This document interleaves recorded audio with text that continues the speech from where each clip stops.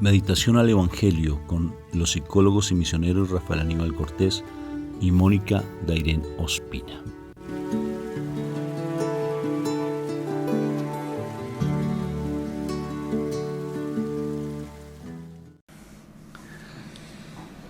Dios me los bendiga.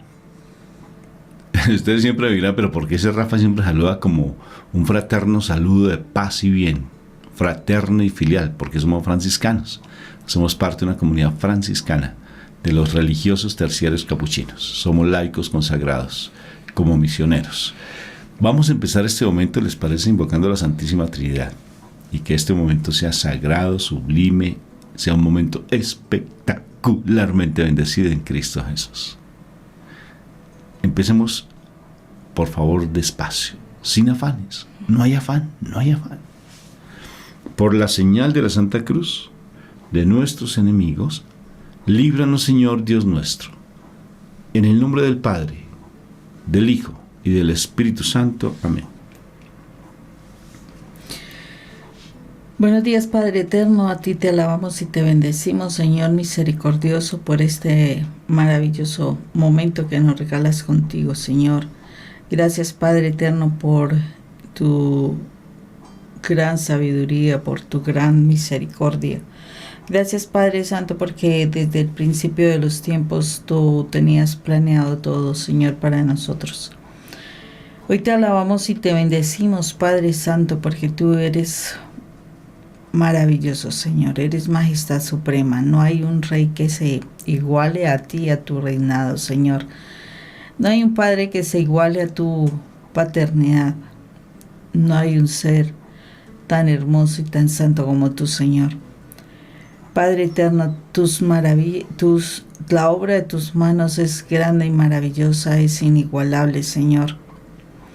Porque realmente has pensado en todas las cosas. Eres perfecto, Señor. Eres perfecto en todo lo que haces. Aun cuando tú nos formaste, Señor, fue perfecta la obra de tus manos. Tristemente nosotros permitimos que la obra de tus manos se destruya. Empezando por nosotros mismos, Señor. Y lo que nosotros hicimos con nosotros lo estamos haciendo con nuestro entorno. Por tal razón te pedimos perdón, Padre Santo, en esta mañana. Perdón por todo aquello que estamos proyectando a nuestro alrededor y en nosotros mismos, por lo cual no estamos haciendo nada muchas veces. Nos damos cuenta de las cosas, Señor, pero somos unas personas faltos de diligencia para terminar con todo ese mal que hemos sembrado, Señor. Perdónanos, Padre Santo, porque simplemente dejamos que las cosas transcurran y solo cuando ya estamos en las últimas, entonces queremos que todo salga por misericordia tuya, pero realmente no hemos trabajado nada para frenar las circunstancias, Señor. Perdónanos por toda esa pasividad. Perdónanos por toda esa falta de dinamismo. Perdónanos, Señor, por esa falta de actividad para construir las cosas de tu reino, Señor.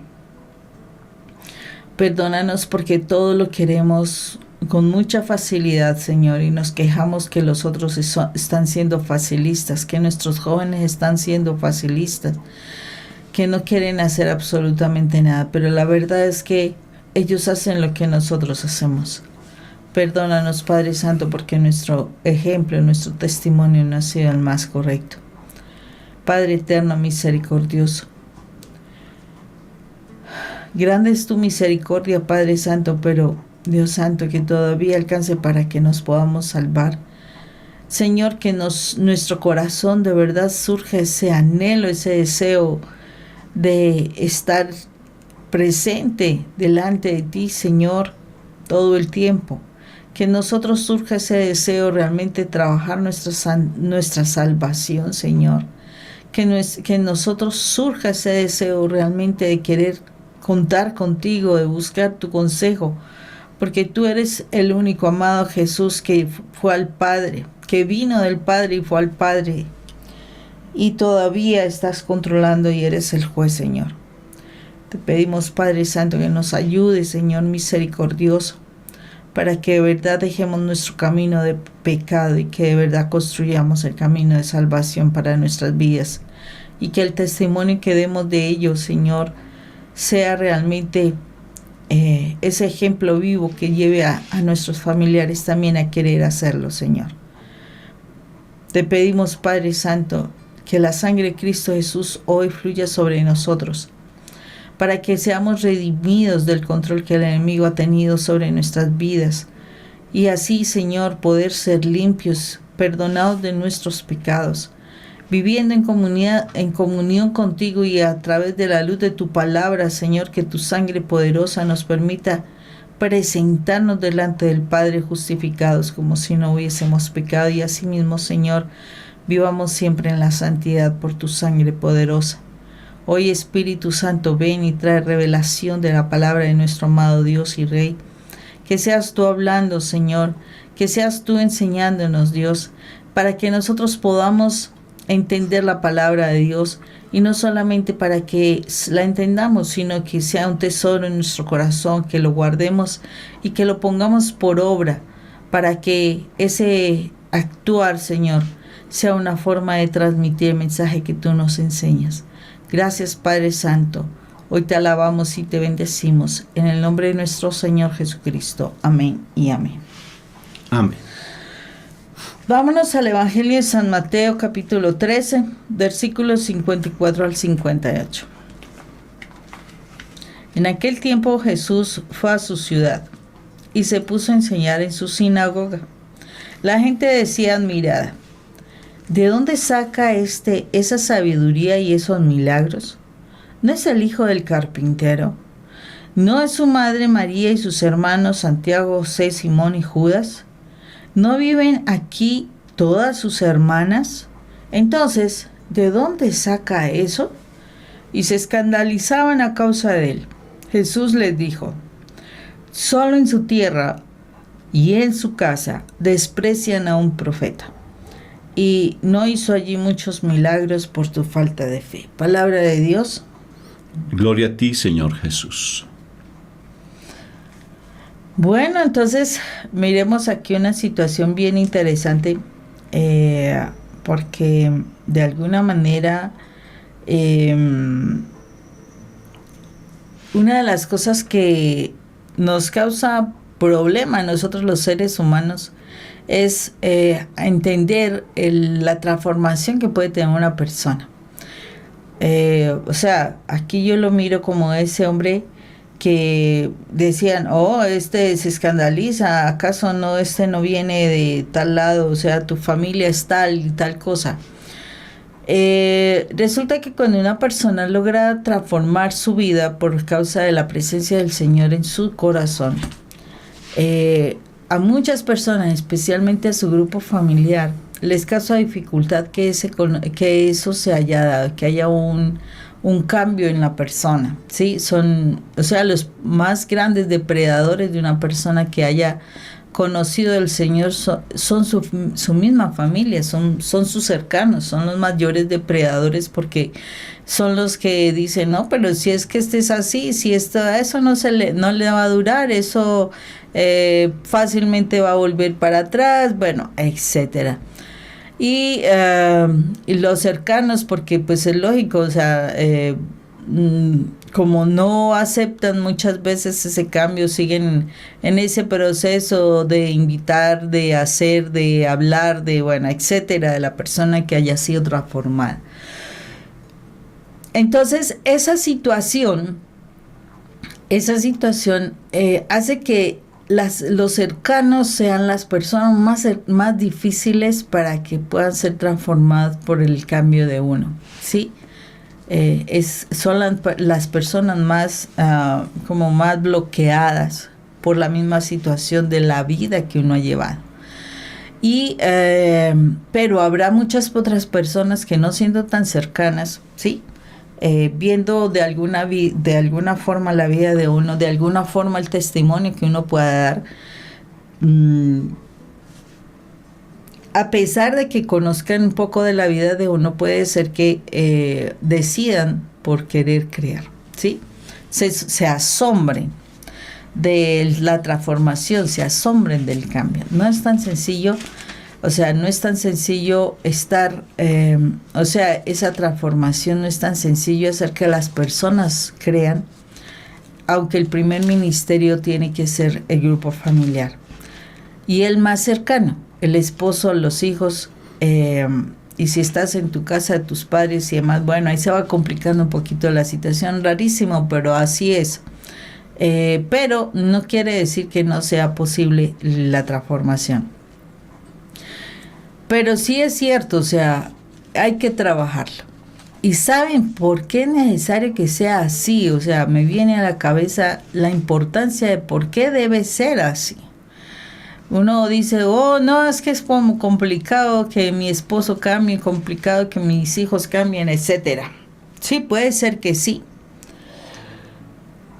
Pero es necesario ese tiempo que tu familia se demora en creer que tú tienes un cambio. Es importante, tengamos presente posteriormente, muchísima gente pudo creer, sí, allí donde él nació casi no le creían, ¿no? No pudo hacer muchos milagros. No quiere decir, aquí no nos dice si no hubo muchos que pronto se salvaron. No hicieron milagros, que es otra cosa diferente. Entonces, pero ¿cuál es la situación? La situación es que es necesario ese tiempo que las personas no crean, porque esa situación hace que tú te tengas que esforzar más por transformar tu vida, por cambiar tu carácter. Todo ese tiempo ayuda a fortalecer el proceso formativo que el Señor hace contigo. Nosotros tenemos que ser transformados completamente y todos los días trabajar por la perfección, por la santidad. Entonces, cuando hay esa negativa de personas cercanas y demás, eso hace que, en muchos casos, sí, yo sé que desisten y se echan para atrás de la situación espiritual, pero cuando uno tiene claridad de lo que uno busca en la vida, aunque sea de uno se permanece firme y sigue trabajando por alcanzar ese cambio en su carácter, esas transformaciones en su carácter, porque su temperamento seguirá siendo el mismo, ¿sí? Su temperamento es lo mismo, pero su carácter sí debe ser moldeado, porque su carácter hará que ese temperamento se movilice de manera diferente y pueda sacar el mejor provecho de ti. Eso es lo que el Señor quiere, sacar el mejor provecho de ti como persona. Y se necesitan esos tiempos de incredulidad, ¿sí? De incredulidad de las personas, precisamente para que tú te esfuerces en cambiar cosas.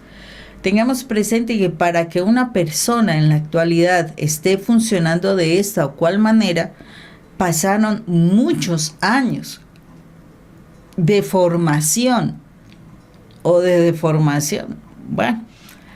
En su vida, ¿sí?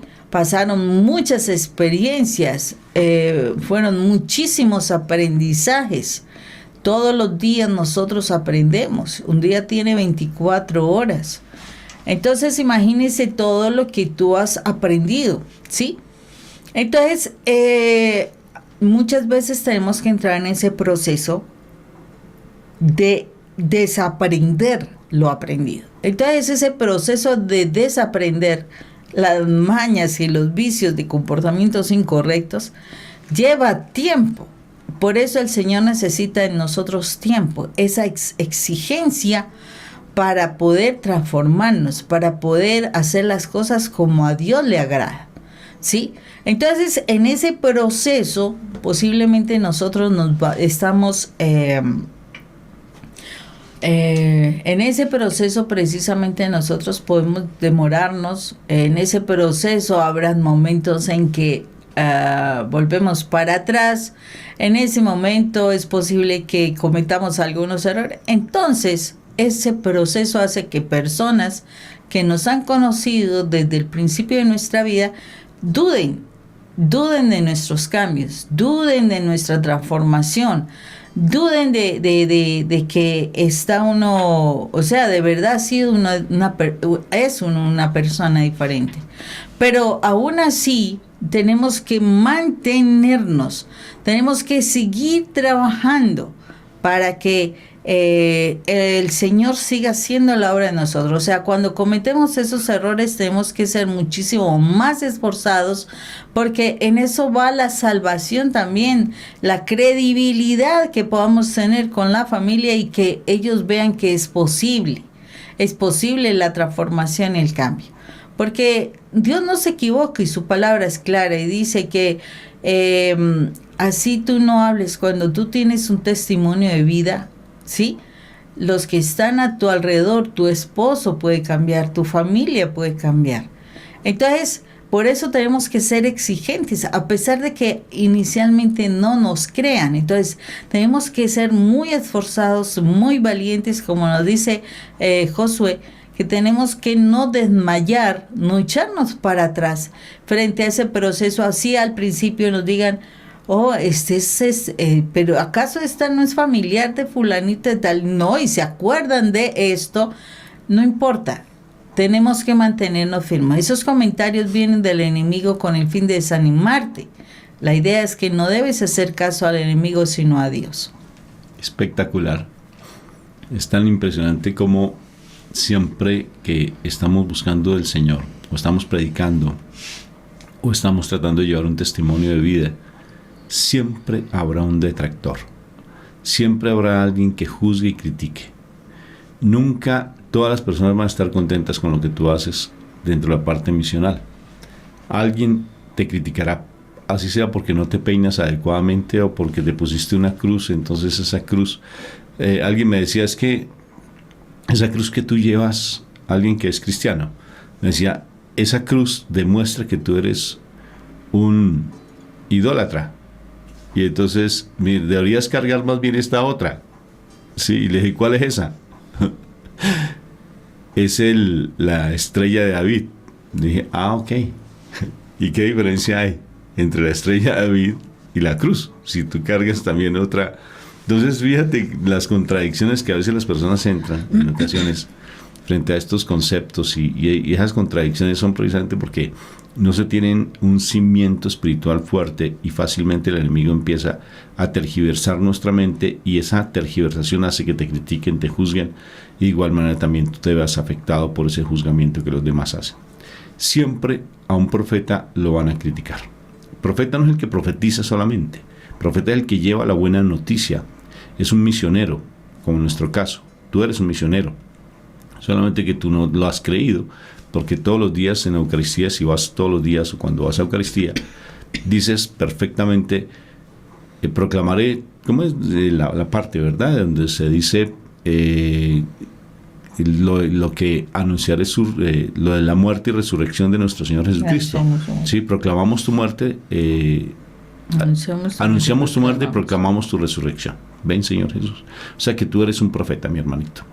O sea, más que, porque a veces decimos que es el que profetiza, el que da, no, el profeta también está el que anuncia la buena noticia del reino. Y tú eres esa persona misionera.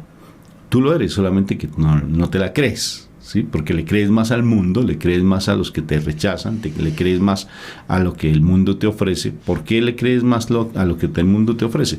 Porque sientes que no tienes un llamado. Y necesariamente cuando tú ya te convences de que tienes ese llamado, porque es que tú lo dices, anunciamos tu muerte y proclamamos tu resurrección. O sea que tú eres un profeta, anuncia la muerte y proclama la resurrección, eres un profeta. ¿Y qué sucede? Que no vas a ser querido en tu casa.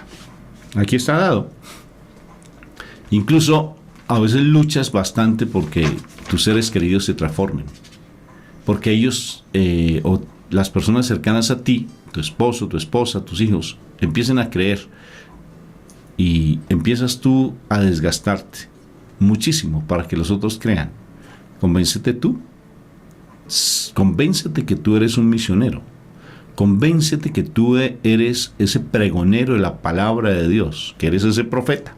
Convéncete de eso, y si te convences de eso, Deja que tu testimonio sea el que transforme el corazón de los demás.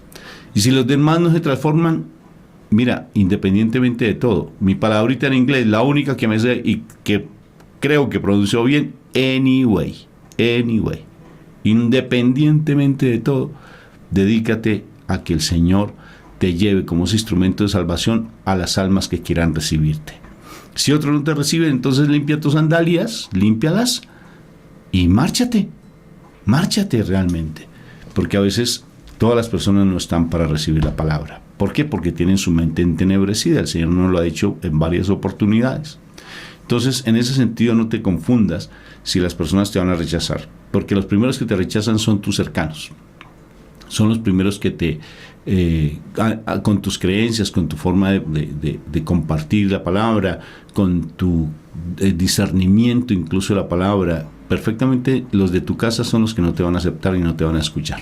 Eso sí, ponle la firma, no lo van a aceptar, porque es muy extraño que sucede, porque aquí está escrito, nadie es profeta en su tierra. Hay dos versiones, las leímos diferentes, pero es lo mismo, nadie es profeta en su tierra. Entonces, en su tierra es su casa, en tu casa van a escuchar a otros, no te van a escuchar a ti, van a conocer de otras personas, no te van a conocer a ti, porque tal vez ya están cansados o porque tal vez ellos quieren escucharse a sí mismos, independientemente de eso, anyway, de lo que pueda suceder, es que tú te dediques principalmente y fundamentalmente a que seas tú ese instrumento de salvación y que te convenzas que tú eres ese misionero. ¿Dios te escogió? Sí, ya te escogió. ¿Dios hizo algo maravilloso en ti? Sí, darte la vida, por ejemplo. Y ahora te pone para que vayas y prediques, independientemente, como les digo, de lo que la gente diga. Y mira lo interesante, cuando uno se pone a hablar de la parte espiritual, así sean personas creyentes incluso, hay personas que tampoco te van a aceptar a ti. Fui a un grupo de oración, fue muy particular, fui a un grupo de oración, generalmente iba el sacerdote a ese grupo de oración, entonces me pidieron que por favor acompañara al sacerdote en ese momento porque no podía. Y qué curioso, cuando llegué ya me pusieron el freno, sin necesidad de que yo hubiese hablado. Me miraron de arriba abajo algunas personas, no todas, y me empezaron a poner el freno frente a lo que hablaba. Entonces yo dije, ¿qué pasó aquí? ¿Por qué? Si es que no me conocen. Pero ya estaban acostumbrados a su sacerdote anterior y no al predicador que llegaba en ese momento a compartir la palabra. Y ya de antemano pusieron tate quieto. Si se han dado cuenta, por ejemplo, en las parroquias, cuando un sacerdote lleva tanto tiempo, digamos que lleve 20 años, hacen el cambio y viene un sacerdote con unas ideas nuevas, renovadoras, y automáticamente hasta lo sacan. De verdad, conocemos casos así muy particulares. ¿Y cómo es de difícil a un sacerdote que llegue nuevo a la parroquia que sea aceptado? Es que no habla, es que no ora, es que no es consciente, es que no dice, es que llegó muy gritón, llegó muy regañando constantemente, es que no es más activo que el otro. Entonces empiezan puntos de comparación y lo que hacen es rechazar. Eso se da en la iglesia, eso se da en las grandes familias, eso se da en cualquier lugar del mundo, se da en cualquier lugar. Siempre, a pesar de que tú seas un mensajero del amor de Dios y seas ceñido a la palabra del Señor, te van a rechazar. Y ahora lo otro, entonces por eso no me voy a quedar callado porque van a rechazar. Entonces no hago nada porque me van a rechazar. No hago nada, me quedo más bien en silencio. Al contrario, tenemos que ir a gritarlo en las esquinas. Tenemos que pregonarlo en las esquinas. O sea, lo que quiero decir es que no te quedes callado. Hay un video o un audio. Tenemos 2 audios lindos. Entrevistamos a una hermana nuestra en Argentina que se llama Karina Perret. Y ella, fue tan bonito el testimonio de su conversión de su hijo, porque ella hacía su Santo Rosario y su hijo cristiano, de los hermanos separados, tocaba el bajo, entonces le subía el volumen cada vez que la mamá hacía el rosario, su propio hijo. Y entonces la mamá le daba temor o le daba sentimiento de su hijo y se quedaba mejor callada y no hacía el rosario. Y si lo hacía en silencio, a pesar de que estaba en su habitación. En una ocasión fue a hablar ella con su sacerdote y le dio un consejo muy lindo. le dijo, ora el rosario con autoridad de madre. Óralo con autoridad de madre. Y fue tan particular porque ella tomó posición de su ser de madre, de su ser de cabeza de familia, porque es madre bueno, en ese momento pues está allí al frente de sus hijos. No es madre soltera, está al frente de sus hijos. Y fue capaz de decirle a su hijo, qué pena contigo, la autoridad soy yo. Si tú quieres escuchar tu música y tocar tu instrumento musical, hazlo bajito en tu habitación porque yo tengo mi hora de oración y no me voy a quedar callada. Y voy a hacer mi rosario de la manera en que yo lo he hecho y tú no me vas a callar, porque la autoridad de esta casa soy yo. Y no te estoy diciendo que te vayas o que te salgas corriendo, independiente, tú me vas a respetar. Autoridad. Cuando yo sé quién soy, cuando yo tengo contacto con mi Padre Dios, cuando sé que hago parte del reino de los cielos, yo tengo autoridad para decirle a los demás, cállense, por favor. Yo les puedo decir a ese que maltrata, detente, no me maltratas más, porque tienes esa autoridad. ¿Y qué sucedió? Pues el hijo se puso así molesto, cerró su puerta, tal vez posiblemente así fuerte, pero dejó de tocar el bajo cuando la mamá estaba orando, y ella oró con mayor autoridad ese Santo Rosario. Y su hijo actualmente pues está en los caminos del Señor dentro de la Iglesia Católica. Entonces es bien bonito ese testimonio, se llama Karina Perret, búscalo, o El Rosario con autoridad de madre, así lo encuentras en YouTube. Entonces, ¿tú eres un misionero? Sí lo eres, solamente que no has tomado la autoridad para empezar a ejercer ese encargo que Dios te colocó. Pero entonces empieza con algo sencillo, que llama tu testimonio. ¿Será sencillo? Empieza con tu testimonio, a no pelear, a colgar los guantes, a no estar simplemente allí discutiendo con las personas que te rechazan o te critican. Quédate en silencio. ¿Acaso mi Madre María no nos lo enseña en su precioso silencio? Quédate en silencio. Te juzgarán y te criticarán. Por ejemplo, leyendo este pasaje me llama la atención algo que está de tanta discusión, porque cuando tú predicas la palabra automáticamente llegará alguien y te dirá, es que él tuvo más hermanos, mírelo, tuvo más hermanos, usted que se pone a predicar, es que la Virgen María tuvo más hijos. Sí, la Virgen María, y no dicen que fueran los hijos de la Virgen María, ahí no lo dice, y te ponen a discutir incluso frente a eso y te cambian toda la conversación. Entonces dice, es que estaban los hermanos, ¿no? ¿Acaso no es el hermano de Santiago, de José, de Simón y de Judas? Si es que Santiago y Judas son los hermanos Alfeo, son Judas Tadeo, ¿sí? Y Santiago Alfeo, son hermanos ellos dos, son los hijos del tío de Jesús. Y entonces dice, ¿y eso qué es?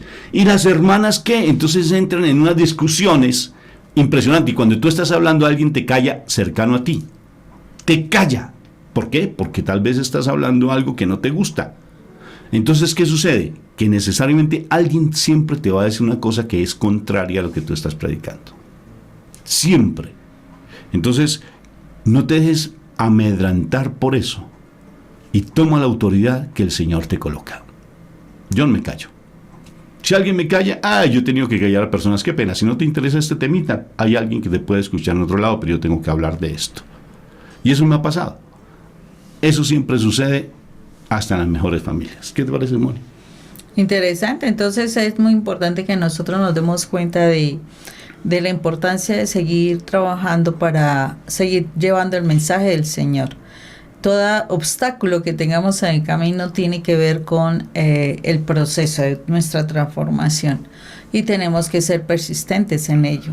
No podemos desmayar, no podemos echarnos para atrás en este proceso, sino ¿para qué conseguiste o querías conocer del Señor? Pues tendrías que cuestionarte, porque si querías conocer al Señor, bueno, no conocerlo, sino utilizarlo para un milagro, pues no hiciste mayor cosa. La idea es que realmente te dé la oportunidad de conocerlo, de vivirlo y que tu vida sea transformada, que tu vida no solamente haga de ti algo maravilloso, porque de verdad que cuando tú conoces al Señor es algo maravilloso, sino que puedas transmitir ese mensaje de que otros que quieran conocer al Señor podrán conocer que sus vidas serán transformadas y será algo maravilloso también para ellos. Entonces, no te des la oportunidad de seguir trabajando en ti, de seguir ahondando en aquellas cosas que pueden estar entorpeciendo tu camino. Mantente firme, porque siempre el que llega a la meta pues tendrá una copa de premio. Entonces, esfuérzate y sé valiente y alcanza esa copa de transformación y de vida eterna. Bendito sea el Señor por la palabra que nos regala. Un dato particular para que lo tengas presente, porque yo sé que te quedó algo en tu corazón allí como sonando, ¿sí o no? A los primos en la época de Jesús se le llamaban hermanos. Detalle espectacular. Dios me los bendiga. Que tengan un día espectacularmente bendecido en Cristo Jesús. Dios los bendiga. Chao.